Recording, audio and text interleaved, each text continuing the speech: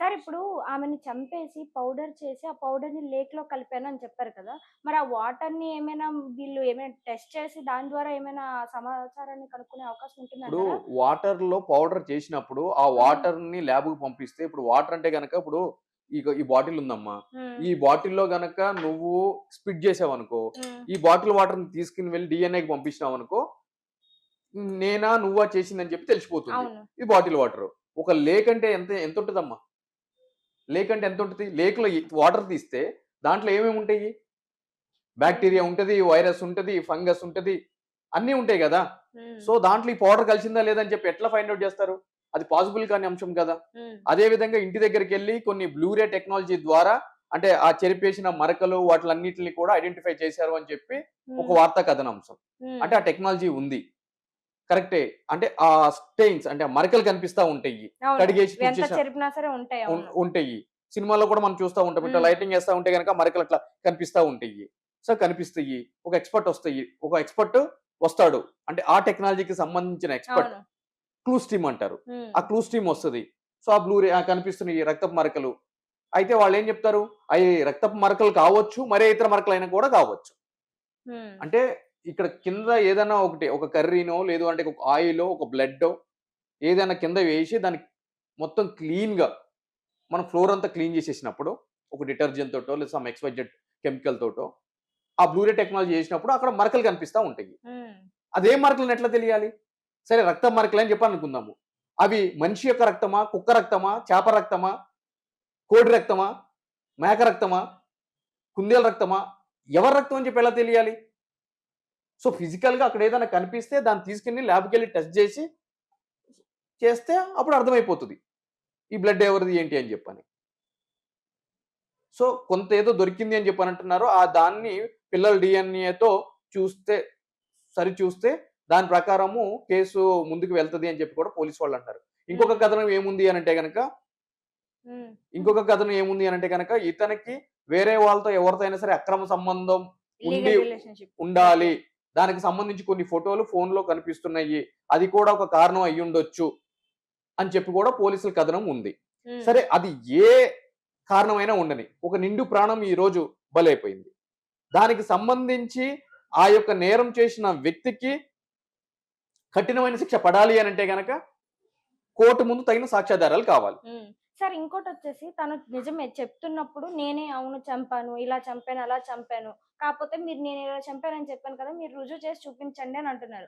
మరి ఇలాంటప్పుడు నేను ఒకడిని చంపిన తర్వాత అవును నేను ఇలాగే చంపాను. కానీ మీరు రుజువు చేసి చూపించండి అని అన్నప్పుడు పోలీసులు దీనికి తగ్గ సాక్ష్యాలు వాళ్ళ దగ్గర ఏమీ లేవు. మరి ఈ విషయంలో మరి కోర్ట్ దగ్గరికి వెళ్ళేసరికి పోలీసులు దీంట్లో ఫెయిల్ అయ్యే అవకాశాలు ఉన్నాయని కొంతమంది అంటున్నారు. మరి ఇది ఏ విధంగా చూడొచ్చంటే పోలీసులు నిజంగానే ఫెయిల్ అవుతారా ఈ విషయంలోని? కొంతమంది కాదు నేనే చెప్తున్నాను డైరెక్ట్. హ్మ్. పోలీసులు అబ్సల్యూట్‌లీ ఈ కేసుని కోర్ట్‌లో ప్రూవ్ చేసి అతనికి శిక్ష పడేలా చేయడానికి కావాల్సిన సాక్ష్యాధారాలు ఈ కేసులో లేవు. హ్మ్. దానికి కావాల్సింది కార్పస్ డెలిసిట్ అని చెప్పి అంటారు. అంటే హ్మ్. డెడ్ బాడీ అక్కడ లేదు.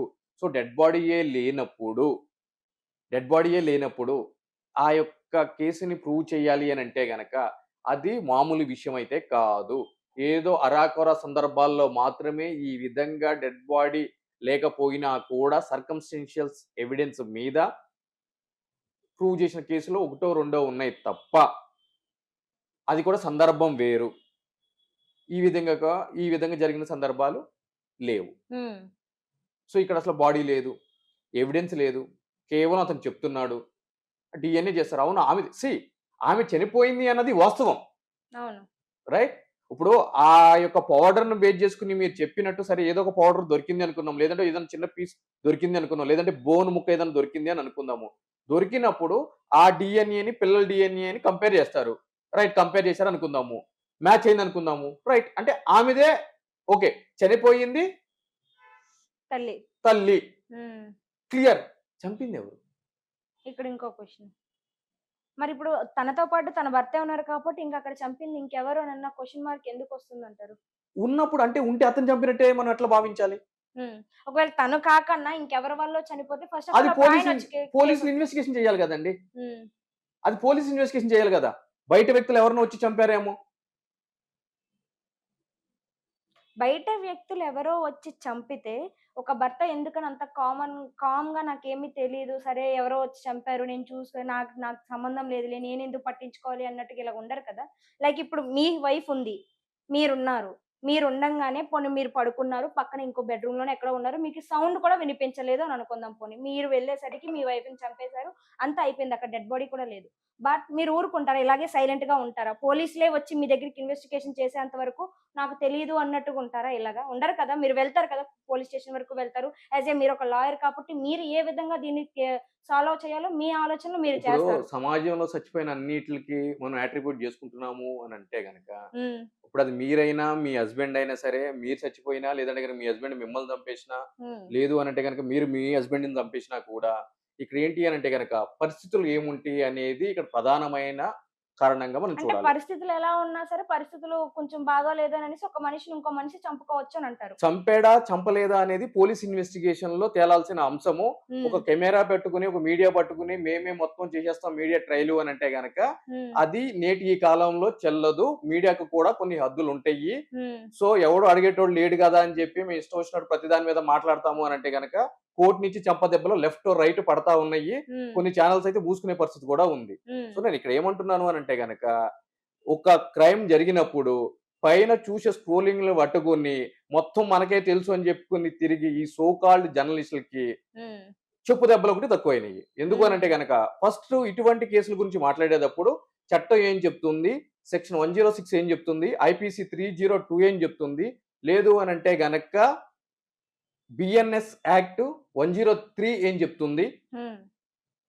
ఇవన్నీ కూడా, ఇవన్నీ కూడా తెలుసుకొని, అంతకుముందు సుప్రీం కోర్ట్ జడ్జిమెంట్స్ ఏమున్నయి? సర్కమ్‌స్టాన్షియల్ ఎవిడెన్స్ అంటే ఏంటి? అదే విధంగా బెనిఫిట్ ఆఫ్ డౌట్ అంటే ఏంటి?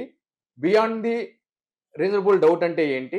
ఇవన్నీ కూడా తెలుసుకున్న తర్వాత మాట్లాడితే, అప్పుడేం జరుగుతది అనంటే గనక ప్రజలకు కూడా ఓహో! ఇంతుంటదా అని జెప్పి తెలుస్తుంది. తెలిసి తెలియని మాట్లాడడం చేత ఏం జరుగుతుంది అనంటే గనక, సమాజం కూడా పక్కదోవ పడుతుంది. రైట్? అంటే ఈ జడ్జి జూడు పెళ్ళాన్ని చంపేస్తే వాడిని బయటకు వదిలేసాడని జెప్పని. వాళ్ళకి తెలీదు గదా! ఎందుకంటే గనక ప్రజలు ఎప్పుడూ కూడా ఎమోషన్స్ మీద ముందుకు వెళ్తా ఉంటారు. హ్మ్. ఆ ఎమోషన్స్ ఎవరు రెచ్చగొడతారు? తెలిసి తెలియని మీడియా ఛానల్ లాంటోళ్ళు. రైట్? సో, ఒక నిజాన్ని సమాజానికి చేరవేసేటప్పుడు దాని నిజమేంటి? అబద్ధమేంటి? ఏముంది అని జెప్పని. సో, ఏ విధంగా తెలియజేయాలి? ఈ విధంగా ఆరోపణ ఉంది. A person is presumed to be innocent till his guilt is proven అని చెప్పనంటారు. హ్మ్. దానికి అర్థం ఏంటి అనంటే గనక, ఎవరైనా ఒక వ్యక్తి కోర్టు ద్వారా ఒక ట్రయల్ జరిగి, ఆ కోర్టు అతనికి శిక్ష విధించేంత వరకు అతన్ని నిర్దోషిందిగానే భావించాలి అని చెప్పి సుప్రీం కోర్ట్ చెప్పింది. రైట్? ఇప్పుడు వీడు దొంగ, వీడు దొంగ, వీడు దొంగ అంటారు. మొన్న ప్రెస్ మీట్ పెట్టినప్పుడు హైదరాబాద్ సిపి గారు అని అన్నారు. ఏమన్నారు హైదరాబాద్ సిపి గారు? మీడియా అమ్ముడుపోయింది అని చెప్పని అన్నారు. అమ్ముడుపోయారా మీరు? అమ్ముడుపోయారా మీరు? మేమెందుకు అమ్ముడుపోతాం? మరి? ఆయన హ్మ్. ఇన్వెస్టిగేషన్ చేసాడు అమ్ముడుపోయింది లేదు అని చెప్పని మాట మాట్లాడారు. రైట్? సో, ఇక్కడ ఏం చేయాలి అనంటే గనక ప్రాపర్ ఇన్వెస్టిగేషన్ అయ్యేంత వరకు కూడా దీన్ని ఆరోపణగానే భావించాలి. హ్మ్. సరే పోనీ ఆయనే చంపలేదు అని అనుకుందాం మీరన్నట్టుగానే మీ వాదన ప్రకారం. ఓకే. ఇప్పుడు చంపలేదని నేను చెప్పట్లేదు. సరే మీరు చెప్పట్లేదు, మేము నేను చెప్పట్లేదు. చెప్పట్లేదు. హ్మ్. అంటే చంపారు అని చెప్పి స్ట్రెయిట్ స్టాండ్ ఎట్లా తీసుకుంటారు అని అంటున్నాను నేను. హ్మ్. పోలీస్ ఇన్వెస్టిగేషన్ కంప్లీట్ కాకోకుండా. హ్మ్. అది ఇన్వెస్టిగేషన్ కంప్లీట్ అయ్యి, చార్జ్ షీట్ అయ్యి, ట్రయల్ అయ్యేంత వరకు మీరు చెప్పలేరు, నేను చెప్పలేను. చంపుండొచ్చు, చంపకుండా కూడా పోయి ఉండొచ్చు. హ్మ్. ఎవ్వరు చంపకుండా ఒక మనిషి ఎక్కడికెళ్ళిపోయారని ఇక్కడ ఇంకో క్వెషన్ మార్క్ కూడా ఉంటుంది కదా! ఇప్పుడు మనిషి పోనీ చనిపోలేదు. సజీవంగానే ఆమె ఉంది. ఎక్కడ ఎవరు ఏమి చేయలేదు అని అనుకుంటే, ఆమె బతికి ఎక్కడొక్కడ ఉండాలి. దానికి తగ్గ ఆధారాలు కూడా దొరకాలి కదా! ఇప్పుడు ఒక మనిషి లేదు, ఆమె డెడ్ బాడీ లేదు అని అన్నప్పుడు, ఆమెతో పాటు ఎవరైతే ఉన్నారో ఆటోమేటిక్‌గా వాళ్ళనే అనుమానిస్తారు. ఇక్కడ మనం ఎంత ఆయన చంపారు అన్నా కూడా, చంపలేదు అన్నా కూడా ఎవరైతే ఉంటారో వాళ్ళని మాత్రమే సస్పెక్ట్‌గా తీసుకుంటారు. ఇక్కడ ఇంకొకళ్ళు ఎవ్వరిని తీసుకోవడానికి ఛాన్స్ లేదు. పోనీ పిల్లలు ఉన్న వాళ్ళతోని సో, పిల్లల్ని పాయింట్ ఔట్ చేసి పిల్లలున్నారు కాబట్టి వాళ్ళు చెప్పే సమాధానాన్ని కూడా కొద్దిగా లెక్కల్లోకి తీసుకునే అవకాశం ఉంటుంది. బట్ మీరన్నది కూడా పాయింటే. బట్ ఆయన చేశారో లేదో అనేది మనకు కూడా తెలీదు. బట్ ఇక్కడ లాస్ట్ అండ్ ఫైనల్ నా క్వెషన్ ఏంటంటే, ఒకవేళ ఆయనే చంపారు అని అనేసి ప్రూవ్ అయితే గనక, నార్మల్‌గా ఒక మర్డర్ జరిగితే 302 ప్రకారం ఆ సెక్షన్ కింద తనకొక శిక్ష అనేది వేశారు. బట్ ఇక్కడ ఒకవేళ నిజంగా తనే చంపుంటే గనక, ఒక ఆఫీ తను ఒక గవర్నమెంట్ ఆఫీసర్‌గా వర్క్ చేస్తూ దాంతో పాటుగా అతి కిరాతక